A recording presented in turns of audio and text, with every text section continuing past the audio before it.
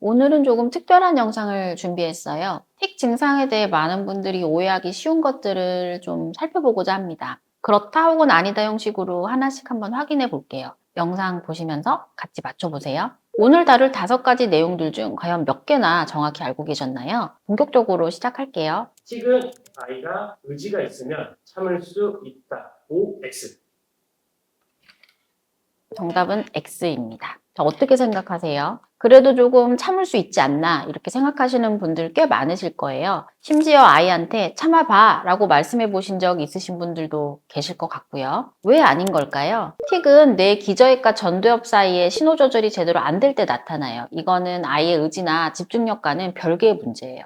우리가 재채기 참을 수 있나요? 잠깐은 참을 수 있어요. 하지만 계속 억누르면 더 크게 터져 나오죠? 틱이 정확히 그렇습니다. 잠깐 억누르는 거는 가능해요. 뭐 발표할 때라든지 수업 시간 뭐 짧게는 가능한 건데 이게 억누를수록 반동이 커져서 나중에 한꺼번에 쏟아집니다. 억누르는 행위 자체가 엄청난 에너지를 소모해요. 아이가 그 시간 내도록 틱에만 집중을 하고 있는 상황인 거죠. 실제로 진료실에서 부모님들이 이런 말을 하시는 경우가 있어요. 학교에서 선생님께 여쭤보면 거의 안 보인다고 하던데 집에 오면 증상이 폭발하듯이 나와요. 이거는 학교에서 틱이 별로 없다가 집에 오면서 심해 보이는 건데요. 가장 편안한 집에 돌아온 뒤에서야 긴장이 풀어지면서 증상들이 한꺼번에 나타나는 경우예요. 근데 이게 나쁜 신호는 아닙니다. 그럼 어떻게 해야 돼요? 참아라는 말 대신에 긴장을 낮춰주는 환경을 먼저 만들어주세요. 긴장이 낮아지면 틱은 자연스럽게 줄어듭니다. 이 참아라는 말은 아이를 더 힘들게 하는 말이에요. 이 사실을 주변에도 알려주시는 게 중요하겠습니다. 틱은 엄마의 잘못된 양육 방식으로 생긴 것이다. 아닙니다. 이 질문은 부모님들이 가장 많이 하시는 질문이에요. 내가 뭔가 잘못한 거 아닌가? 내가 너무 엄하게 키웠나? 아니면 애를 너무 풀어줬나? 이 밤새 이 생각하시는 분들 오늘 꼭 유의해서 봐주세요. 아까 아니라고 말씀드렸는데요. 틱의 진짜 원인은 뭔가? 틱 장애의 원인은 복합적이에요. 크게 3가지로 볼 수 있는데요. 유전적 요인, 뇌신경 발달의 개인차, 그리고 환경적인 스트레스가 있어요.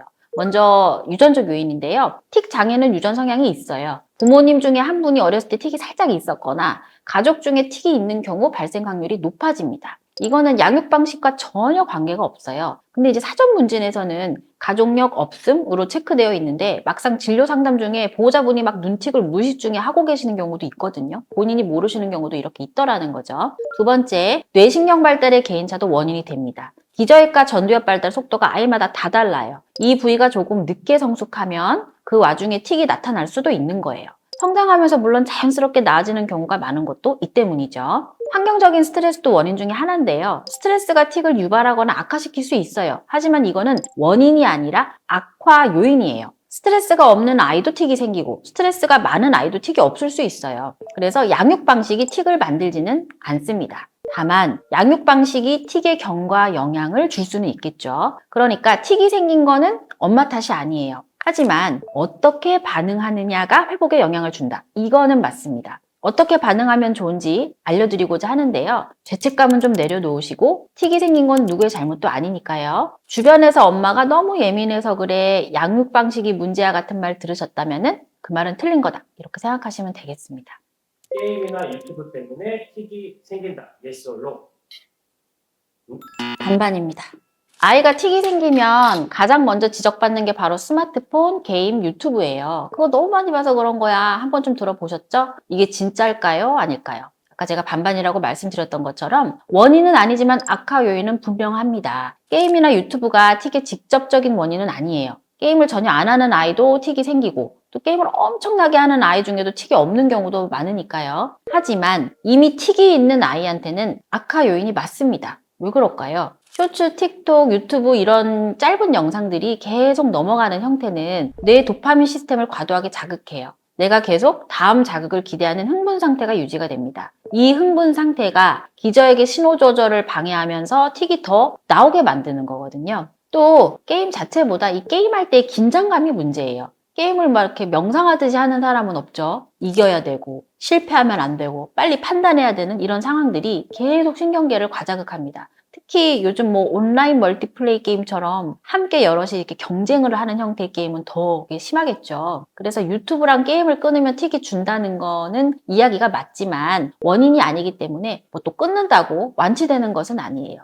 그러면 지금 보통 얼마나 허용해야 되는지를 많이 궁금해 하시는데요. 그래서 쇼츠, 틱톡 형태는 하루 10분 이내로 제한하는 게 좋고, 뭐 요즘은 아이들이 인강 같은 것도 듣는 경우들이 많아서 긴 영상에 노출될 수밖에 없는데, 뭐 그렇더라도 한 30분에서 1시간 이렇게 조절을 해주시는 게 좋고, 게임은 가급적이면 안 하는 게 좋습니다. 꼭 해야 된다면 좀 내용을 살펴볼 필요가 있고, 하더라도 창의적이거나 협력적인 게임을 좀 권장을 하고요. 어떤 형태라도 무언가를 보는 영상에 대한 노출은 자기 1시간 전에, 최소 1시간 전에는 다 종료하는 것이 좋겠습니다. 사실 아이가 고학년이 되면요, 이 모든 것들을 완전히 차단하고 통제하는 것은 쉬운 게 아니고 되려 잔소리처럼 돼버려가지고 아이랑 관계가 틀어져 버리고 또 다른 갈등이 생기기도 해요. 그래서 저항이나 스트레스가 적은 방향으로 줄여나가는 것이 핵심입니다. 그러니까 게임을 안 해, 게임 끊어 보다는 게임의 종류 바꾸기 또는 줄여나가기가 아이의 저항이 훨씬 적겠죠. 틱은 심리적 문제, 즉 마음의 변이다. O인가요? X인가요?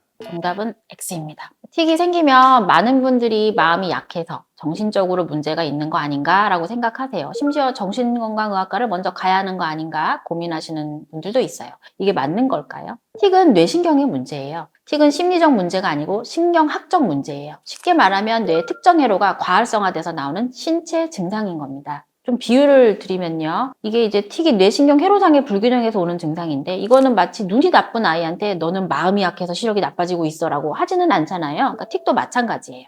그럼 왜 스트레스 받으면 더 심해지나요? 이 부분이 많이 헷갈리는 지점인데요. 스트레스가 틱을 악화시키는 건 사실이에요. 하지만 이건 뇌신경의 특성 때문이에요. 스트레스를 받으면 코르티졸 같은 스트레스 호르몬이 분비되고 뇌신경계가 흥분 상태가 돼요. 이 흥분 상태가 기저액의 조절 기능을 더 약하게 만들어서 틱이 더 나오는 건데요. 스트레스가 원인이 아니라 이미 있는 취약한 신경계를 자극하는 거예요. 심리적 문제라고 생각하면 치료 방향이 완전히 달라져요. 심리 치료만으로는 뇌신경의 불균형이 해결되지 않습니다. 한의학에서는 침치료와 한약으로 뇌신경을 안정시키는 치료, 이렇게 직접 접근을 하는데요. 물론 심리적인 안정도 중요해요. 아이의 불안을 낮추고 가정 환경을 편안하게 만드는 거. 하지만 그게 전부는 아니에요. 뇌신경 자체를 안정시키는 접근이 함께 가야 됩니다. 그래서 마음이 강해지면 낫는다는 말은 틀렸어요. 아이에게 이 말은 하지 않는 게 맞습니다. 제가 진료실에서 좀 안타까웠던 경우가 틱으로 치료받던 친구인데 어느 날 막 어머님이 우시면서 말씀을 하시는 거예요. 사실 아이 아버지가 틱은 버릇이다. 마음이 나약해서 그렇다. 하면서 아이를 방에다가 가둬놓고 훈련을 시켰다라는 거예요. 그래서 제가 한날은 그 아버님 한의원 오시라고 해서 한번 생활 티칭을 전반적으로 드렸던 적이 있는데요. 이게 절대 버릇과 의지의 문제가 아니라는 것은 꼭 알아두셔야 되겠습니다. 틱이 있으면 ADHD도 반드시 있다. 아닙니다.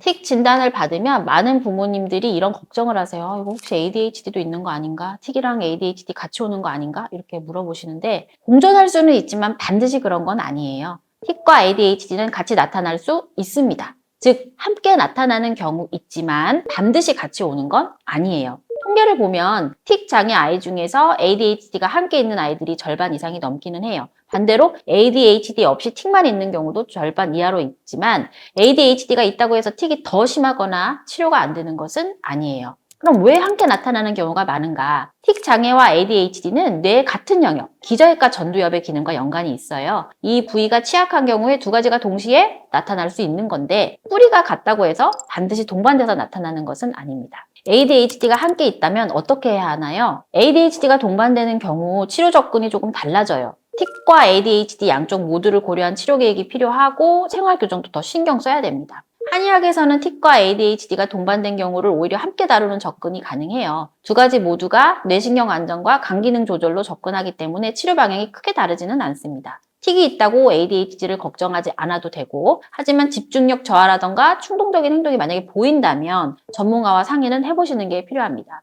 ADHD 여부가 걱정되신다면 내원했을 때 검사 등을 통해 확인해보면 가장 명확합니다. 오늘 5가지 상식 몇 개나 맞히셨나요? 다시 한번 정리할게요. 틱은 의지로 참을 수 있다? 아닙니다. 억누를수록 반동이 커져요. 틱은 엄마 탓이다. 유전과 뇌신경 발달의 문제예요. 아닙니다. 게임 유튜브가 틱의 원인이다. 요거는 반반입니다. 그럼 틱은 마음의 병이다? 아니죠. 이것은 뇌신경의 문제예요. 틱이 있으면 ADHD도 반드시 있다. 아니죠. 함께 올 수 있지만 반드시 그런 건 아니에요.